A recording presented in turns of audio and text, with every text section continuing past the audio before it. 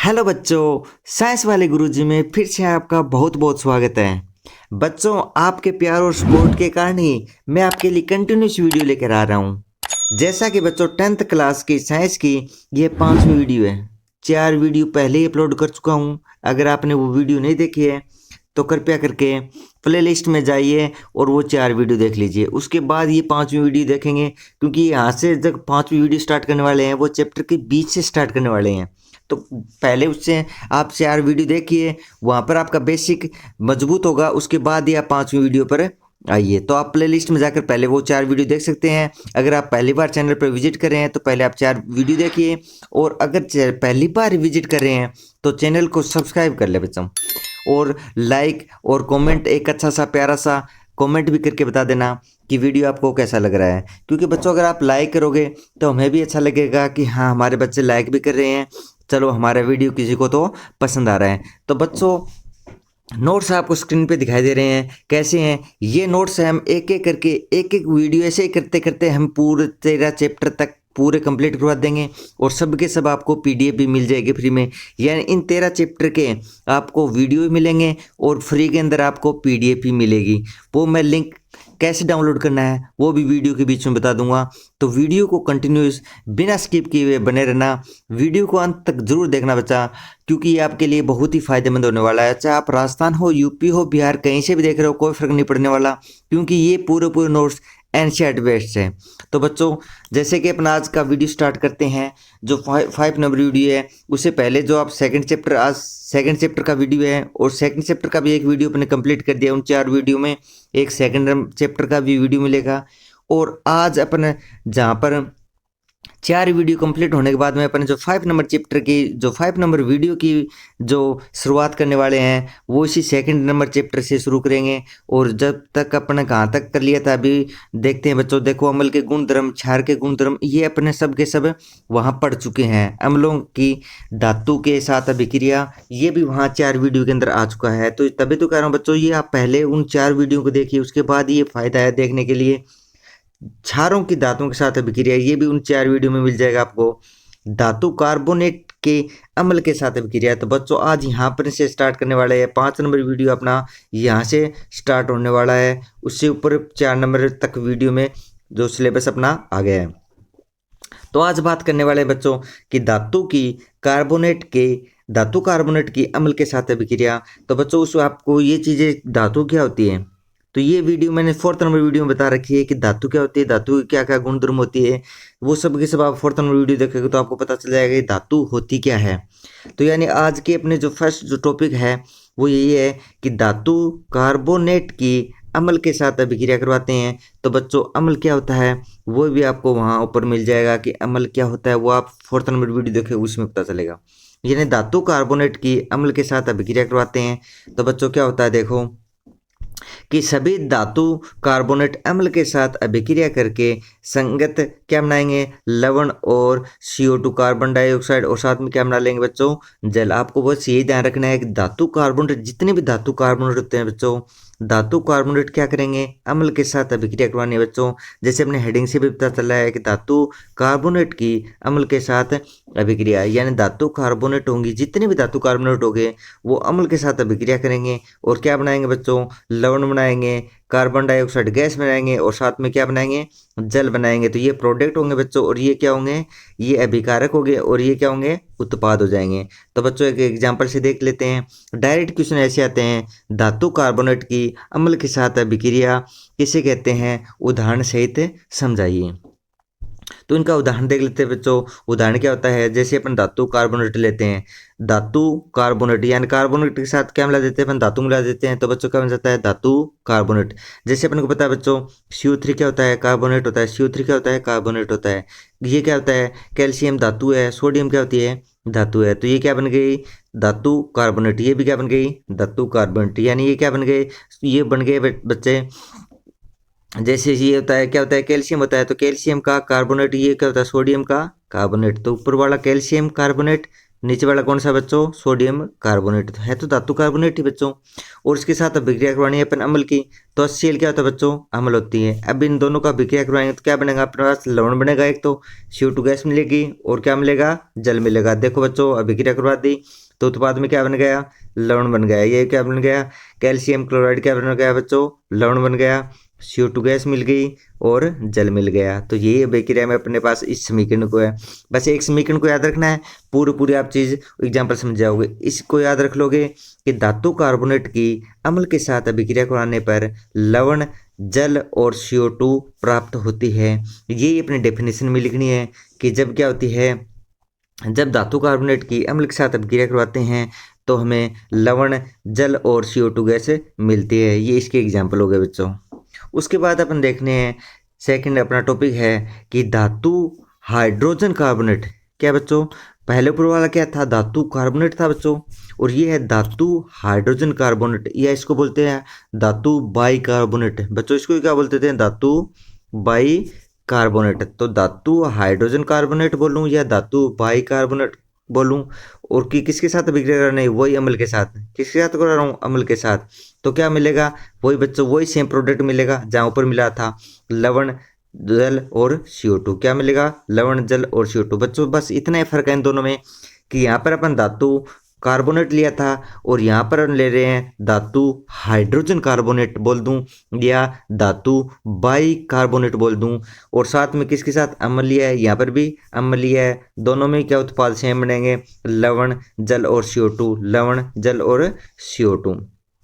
तो डेफिनेशन भी हो जाएगी बच्चों कि धातु हाइड्रोजन कार्बोनेट की अम्ल के साथ अभिक्रिया करवाने पर लवण, जल और CO2 गैस प्राप्त होती है। ये इसकी डेफिनेशन में देखो बच्चों कि सभी धातु कार्बोनेट है, या ऊपर वाले सेम चीज आ गई ना, सभी धातु कार्बोनेट या हाइड्रोजन कार्बोनेट अम्ल के साथ अभिक्रिया करके संगत क्या देंगे, लवण और CO2 और जल का निर्माण करते हैं। तो बच्चों एक इसका एग्जाम्पल दे देना है, धातु कार्बोनेट। देखो ये कार्बोनेट है ना बच्चों, ये क्या है, CO3 कार्बोनेट होता है बच्चों, और साथ में मैंने क्या लगा दिया, हाइड्रोजन लगा दिया, तो क्या बन गया, हाइड्रोजन कार्बोनेट। और सोडियम धातु है बच्चों, ये अगर यहाँ H नहीं होता तो अपन क्या बोल देते हैं, अपन इसको सोडियम कार्बोनेट, सोडियम कार्बोनेट, लेकिन H लगा दिया इसलिए क्या बोलेंगे अपने, सोडियम हाइड्रोजन कार्बोनेट। तो ये क्या बन गया, सोडियम और हाइड्रोजन और कार्बोनेट, सोडियम हाइड्रोजन कार्बोनेट।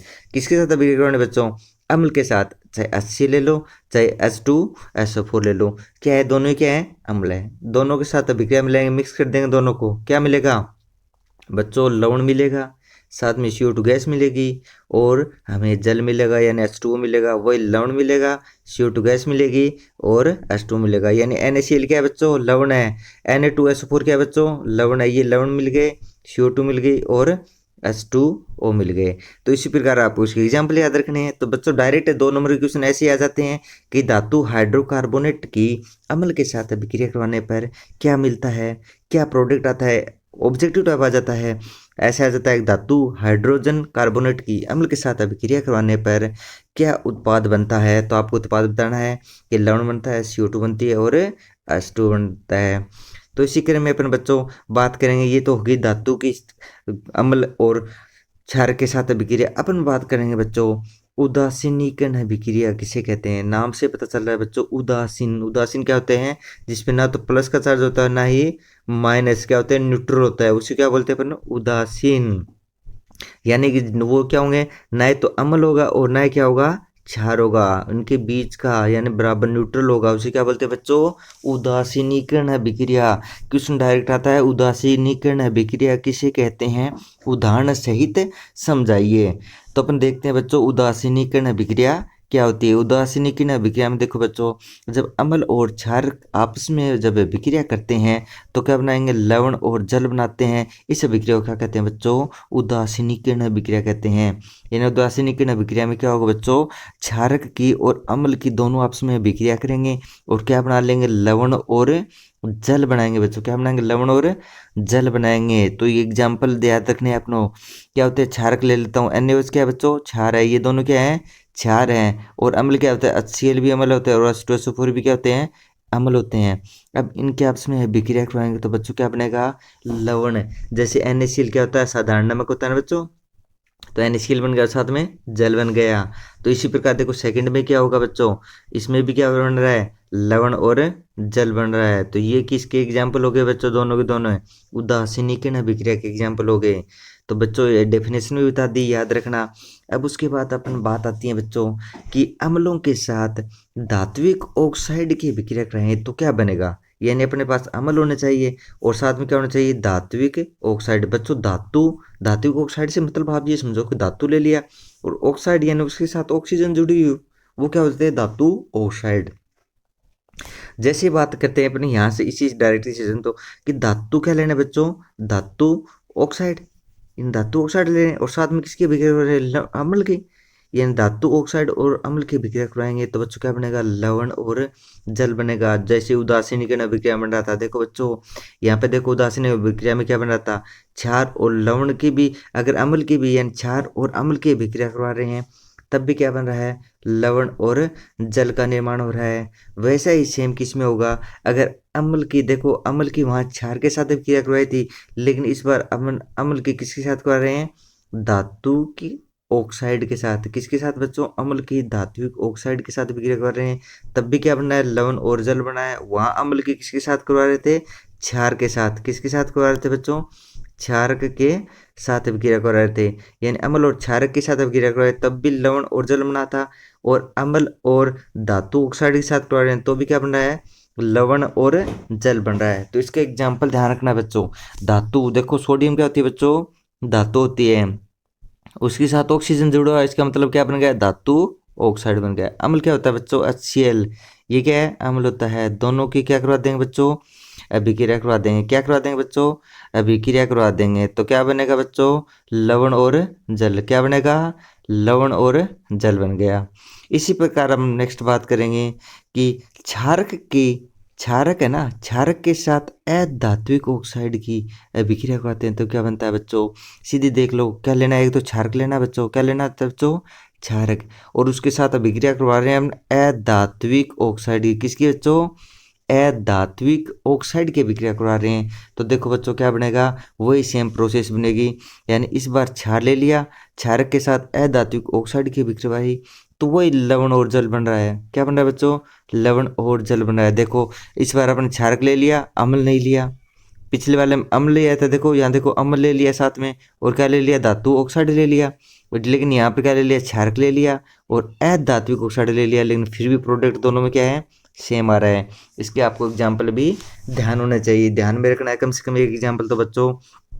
कोई शब्द याद रखना, ये क्या होता है बच्चों, ये हो गए क्षार और ये क्या हो गए, अधात्विक ऑक्साइड। अधात्विक ऑक्साइड में मैंने आपको बता दिया है अधातु लेनी है।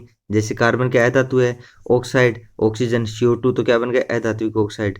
यानी क्षारक है और अधात्विक ऑक्साइड अभिक्रिया करी तो क्या बनाएगा, लवण और जल बना लिया। वही सेम इसमें होगी, क्षारक ले लिया बच्चों, क्या ले लिया, अधात्विक ऑक्साइड ले लिया, क्या बन गया, लवण बन गया और क्या बन गया, जल बन गया। बच्चों वीडियो कैसा लग रहा है कमेंट करके जरूर बताना, लाइक कर देना बच्चों। अगर पहली बार आए तो सब्सक्राइब भी कर लो चैनल को, क्योंकि इसी प्रकार की वीडियो पूरे 13 चैप्टर की वीडियो करवा दूंगा कंप्लीट, और 13 के 13 चैप्टर के मैं नोट्स भी प्रोवाइड करवा दूंगा।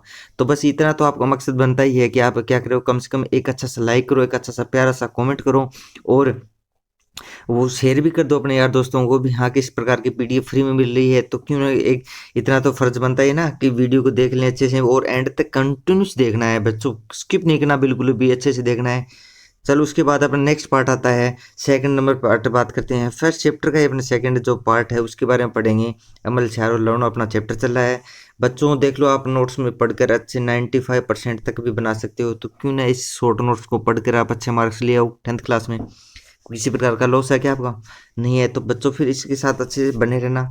इसके बाद अपन बात करते हैं तनुकरण किसे कहते हैं बच्चों। तनुकरण का मतलब ये होता है बच्चों, जैसे कि आप क्या करते हो, जैसे अपना अम्ल ले लिया, क्षार ले लिया, उसके अंदर क्या मिला देते हैं अपन, पानी मिला देते हैं, तो वो क्या हो जाता है, तनु हो जाता है। क्या हो जाता है बच्चों, तनु हो जाता है। जैसे कि जल में देखो क्या देखा है कि जल में अम्ल या क्षारक मिलाने पर आयनों की सांद्रता में प्रति इकाई क्या होंगे, आयतन में क्या हो जाती है, कमी हो जाती है। इस प्रक्रिया को क्या कहते हैं, तनुकरण कहते हैं बच्चों। एक नॉर्मल प्रोसेस में आपको बताऊं, आप एग्जांपल से नॉर्मल समझो कि जैसे कि आप तनुकरण किसे कहते हो। देखो को जैसे शहद ले लो आप, शहद क्या होता है, डेंस होता है, घना होता है। शहद क्या होता है बच्चों, डेंस होता है, घना होता है, तो उसको तनुकरण करने के लिए क्या करेंगे अपने, उस शहद के अंदर पानी मिला देंगे, तो क्या होगा, डेंस कम हो जाएगा, घना कम हो जाएगा, उसी को क्या बोलते हैं अपन बच्चों, तनुकरण कहते हैं। तनुकरण का मतलब क्या होगा, उसके अंदर अपन पानी मिला दिया तो तनुकरण हो गया। वो क्या हो जाता है, कोई जैसे चीनी का घोल देख लो, एक तो एक गिलास के अंदर बहुत ज़्यादा चीनी एक में घोली हुई है, जैसे जो चाशनी बनती है ना बच्चों, तो कितनी डेंस होती है वो चीनी, ठीक है, वो पानी डेंस होता है, और उसके अंदर और पानी मिला दिया तो वो क्या हो जाएगा, फिर वो हल्का हो जाएगा, यानी उसके कण क्या हो जाएंगे, दूर दूर हो जाएंगे, वो क्या हो जाता है, तनुकरण होता है। तो डेफिनेशन से देख लो कि जल में अम्ल व क्षारक मिलाने पर जो आयनों की सांद्रता में प्रति इकाई आयतन में जो कमी आती है, उस प्रक्रिया को क्या कहते हो, तनुकरण कहते हो बच्चों। तो यहाँ तो समझ गए होगे तनुकरण क्या होता है। इसके बाद अपना नया टॉपिक आता है पीएच स्केल, यानी पीएच मीटर क्या होता है, उसके बारे में बात करते हैं। तो देखो बच्चों, पीएच क्या होता है, जैसे अपन बात करते हैं किसी, जैसे अम्ल है क्षारक, कैसे पता करेंगे कि अम्ल है क्षारक, टेस्ट करके तो कर नहीं सकते हैं, क्योंकि वो क्या हो सकता है, हमारे लिए खतरनाक भी हो सकता है। तो क्या करते हैं, कोई ना कोई हमें स्केल चाहिए, कोई ना कोई ऐसा मीटर चाहिए, कोई ना कोई ऐसा पैमाना चाहिए जिससे हम ये बता सकते हैं कि अम्ल है या क्षार है। तो उसी के लिए एक जो पीएच स्केल, ये मीटर अपने काम लेते हैं। तो पीएच का देखो बच्चों पूरा नाम क्या होगा, इसको पहले बोल सकते हैं पोटेंशियल ऑफ हाइड्रोजन। क्या बोल सकते हो बेटा, पोटेंशियल ऑफ हाइड्रोजन। पीएच का पूरा नाम होता है पोटेंज हाइड्रोनियम। इसे पीएच में पी सूचक है। इस जो पीएच है उसमें क्या है, पी क्या है कि सूचक है। पी का मतलब क्या हो जाता है बच्चों, पुषांश। क्या होता है, पुषांश, और पुषांश का मतलब होता है शक्ति। क्या होता है बच्चों, पावर, शक्ति। तो इसकी एक ऐसे बोल सकते हो, पीएच मीटर है, पीएच स्केल है, इसकी फुल फॉर्म क्या है, तो आप बोल सकते हो कि potential of hydrogen ion. Hydrogen ion की जो क्षमता है ना, उसी क्या बोलते हैं अपने, पीएच स्केल बोलते हैं। तो बच्चों इसकी डेफिनेशन की बात करें तो बहुत ही अलग अलग डेफिनेशन है, अपने एक एक करके बात करते हैं। पहले डेफिनेशन बात करते हैं। फर्स्ट डेफिनेशन क्या कहती है कि किसी विलयन में उपस्थित हाइड्रोजन आयन यानी H प्लस आयन, यानी किसी विलयन में उपस्थित हाइड्रोजन आयन यानी H प्लस आयन की सांद्रता ज्ञात करने के लिए जो स्केल काम में लेते हैं उसे पीएच स्केल करते हैं। बच्चों अम्ल है क्षार, अम्ल में अपने को बता दिया पहले वाले वीडियो में, बता दिया कि अम्ल के अंदर क्या होते हैं, H प्लस आयन होते हैं, और क्षार के अंदर क्या होते हैं, OH माइनस आयन होते हैं। तो बच्चों क्या कहते हैं, पीएच आयन से हम किसका पता करते हैं, हाइड्रोजन आयन की सांद्रता का बारे में पता कर लेते हैं। यानी जिसमें हाइड्रोजन आयन की सांद्रता ज़्यादा होगी बच्चों, उसकी पीएच उतनी ही क्या हो जाएगी, कम होगी।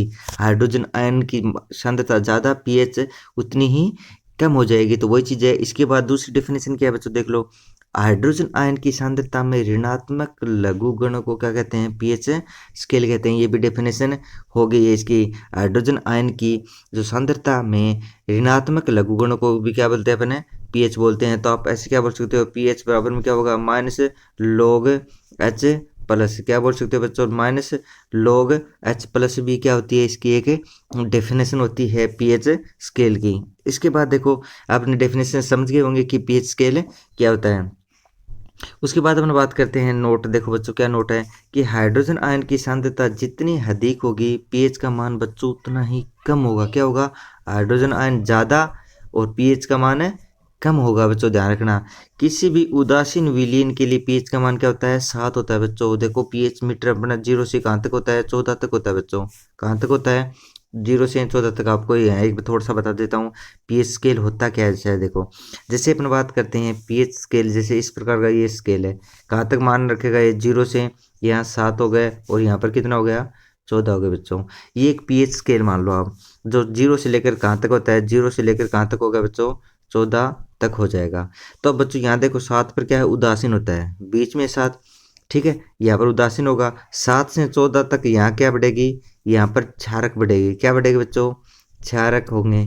और यहाँ पर ही साइड में क्या होंगे, अम्ल होंगे। क्या होंगे बच्चों, अम्ल होंगे। तो आपको बस ये ध्यान रखना है कि 0 से 7, अगर 7 से इस साइड में जाएंगे तो क्या होगा, अम्लीयता बढ़ता रहेगा। इस साइड में 7 से इस साइड में जाओ, क्या होगा, वो अम्ल होगा ज़्यादा। और इस साइड में जाओगे तो वो क्या होगा, क्षार होगा। तो समझ गए होगे बच्चों। जैसे आपको फिर से एक बार बता देता हूँ कि ये जैसे कहाँ तक है, 0 से यहाँ 7 उदासीन, यहाँ 14। तो ये जो 0 से 7 है बच्चों, यहाँ पर क्या होंगे, अम्ल होंगे, ठीक है। और ये क्या होंगे, 7 से 14 कौन आएंगे, क्षार आएंगे। कौन आएंगे बच्चों, 4 आएंगे, यानी इस साइड में जाएंगे पीएच जिसकी 7 से कम होगी, यानी 7, 6, 5, 4 इस प्रकार जाएंगे, तो पीएच का मान क्या होगा, कम हो जाएगा, और उतना ही क्या होगा, वो खतरनाक होगा। जैसे बच्चों क्या होंगे, एच प्लस आयन यहाँ ज़्यादा होंगे, इस साइड में क्या होंगे, एच प्लस ज़्यादा होंगे, यहाँ पर थोड़े कम होंगे, और यहाँ पर ओ एच कम होंगे, और यहाँ पर ओ एच ज़्यादा हो जाएंगे। तो ये ध्यान रखना, इस साइड में क्या होंगे, ओ एच बहुत ज़्यादा होंगे बच्चों, और इस कॉर्नर पे क्या होंगे, एच आयनों की बहुत ज़्यादा सांद्रता होगी। अगर बच्चों आपको ये अगर पीएच स्केल अगर से समझना है तो मैं उसके लिए एक अलग से वीडियो डाल दूंगा, क्योंकि इसमें समझाऊंगा तो काफ़ी टाइम लग जाएगा। उसके बाद अपन बात करते हैं बच्चों कि हाइड्रोजन आयन के बारे में बात कर ली। उदासीन के लिए क्या होगा बच्चों, पीएच का मान है 7 होगा, अभी मैंने बता दिया। अब जिस विलीन का पीएच 7 से कम होता है बच्चों, अभी बताया मैंने 7 से कम होता है, यह विलीन क्या होगा, अम्लीय होगा। अभी बताया बच्चों कि 0 से 7 के बीच में कौन होता है, अम्लीय होता है, और 7 से 14 के बीच में कौन होता है, क्षारीय होता है। तो देखो नेक्स्ट लाइन में वही है कि जिस विलयन का पीएच मान 7 से अधिक है वह विलयन कैसा होगा, क्षारीय होगा। वो अभी मैंने आपको बता दिया कि कैसे अम्ल और क्षार आप देख सकते हो। तो बच्चों आगे है कि निम्न विलयनों की पीएच, आपको ये मान याद रखने बच्चों, डायरेक्ट क्वेश्चन आ जाते हैं कि जठरस होता है अपने पेट, जो अच्छेल होता है, जठरस का मतलब अच्छेल होता है बच्चों अपने पेट के अंदर, ठीक है, आमाशय के अंदर, जो अपने आमाशय के अंदर जो जठरस होता है उसकी पीएच का मान कितना होता है, डायरेक्ट क्वेश्चन आ जाएगा। तो आपको याद रखना है कि 1.2 पीएच होती है। कितनी होती है बच्चों, 1.2 पीएच होती है। और 1.2 पीएच का मतलब होता है कि वो बिल्कुल वहाँ पर एच प्लस आयन बहुत ज़्यादा होगा। जैसे 1 पॉइंट देखो, यहाँ 7 था, यहाँ पर 1 होगा, 2 है, 3 है, इस प्रकार बढ़ते रहेंगे। तो सबसे ज़्यादा देखो खतरनाक यही होगा ना, तो बहुत ज़्यादा एसिडिक होगा ये। नींबू का पीएच देखो बच्चों, नींबू 2.2 होता है, कितना होता है, उदासीन जल होता है, बिल्कुल शुद्ध जल, कितना होता है, 7 होता है। अपना जो रक्त होता है, अपना ब्लड का क्वेश्चन आता है डायरेक्ट कि रक्त की पीएच कितनी होती है बच्चों, 7.4 कितनी होती है, 7.4 होती है। बच्चों इनको याद रखना, डायरेक्ट याद रखना है। जठरस 1.2, नींबू 2.2, शुद्ध जल 7, रक्त का क्या होता है 7.4, very very important. Milk of magnesia बच्चों, ये भी देखो 10 होती है, कितनी होती है बच्चों, 10। आपको मैंने पहले वाले एक वीडियो में बताया था कि milk of magnesia MgOH whole twice, क्या होता है, MgOH whole twice, milk of magnesia होता है, जिसको अपना एसिडिटी हो जाती है बच्चों, इनो में काम में लेते हैं। जो अपन इनो आता है ना बच्चों, जो इनो लेते हैं उसमें क्या होता है, मिल्क ऑफ मैग्नीशिया होता है, ठीक है। तो अपने एसिडिटी को 6 सेकंड में दूर कर देता है, कौन करता देता है, वो मिल्क ऑफ मैग्नीशिया करता है, जिसकी पीएच क्या होती है, 10 होती है। अगर बात करते हैं अपन बच्चों सोडियम हाइड्रोक्साइड, तो पीएच क्या होती है, उसकी 14 होती है। और हाइड्रोक्लोरिक अम्ल होती है बच्चों HCl, ये थोड़ा सा यहाँ पर मिसप्रिंटिंग है। HCl की पीएच क्या होती है, HCl की पीएच 1.2 ही होती है बच्चों, क्या होती है, जो जठरस होता है वही क्या होता है बच्चों, HCl होता है, और उसकी पीएच क्या होती है, 1.2 होती है। तो इस प्रकार अपने बच्चों यहाँ तक अपने ये क्लियर कर लिया है कि कहाँ कौन कौन सी जो पीएच है उस वहाँ तक क्लियर कर लिया है। अम्ल और क्षार की अभिक्रिया के बारे में बात कर लिए। अब अपन आता है प्रबल अम्ल क्या होते हैं और दुर्बल अम्ल क्या होते हैं, उसके बाद प्रबल क्षार और दुर्बल क्षार है, और उसके बाद अम्लीय वर्षा अभी देख लेते हैं बच्चों। एक क्लास के अंदर एक वीडियो में शायद ये चैप्टर कंप्लीट हो जाएगा, तभी तो कह रहा हूँ बच्चों। हाँ बच्चों, एक क्लास के अंदर अपना वीडियो नेक्स्ट में ये कंप्लीट हो जाएगा, एक उसका वो एक पार्ट हो रहेगा, यानी थर्ड नंबर पार्ट के अंदर पूरे चैप्टर को कंप्लीट कर देंगे। बच्चों वीडियो कैसा लगा जरूर बताना, कमेंट करिए, जरूर बताना। नोट्स चाहिए तो वो भी बता देना, देख लो ये कैसे नोट्स हैं, पूरे पूरे आपको नोट्स फ्री में मिलने वाले हैं बच्चों। एक एक चैप्टर की वीडियो मिलेगी, पूरे पूरे चैप्टर आपको जल्दी करवा दूंगा। जितना आपका जल्दी सपोर्ट मिलेगा उतना जल्दी आपको ये वीडियो मिल जाएगी, सबकी सब पीडीएफ मिल जाएंगी। चलो बच्चों, बहुत बहुत आपका सपोर्ट के लिए धन्यवाद। आप वीडियो देखा उसके लिए, एंड तक देखे उसके लिए आपको भी बहुत बहुत धन्यवाद। लाइक करें, शेयर करें और कमेंट करके ज़रूर बताएं। Thank you for watching.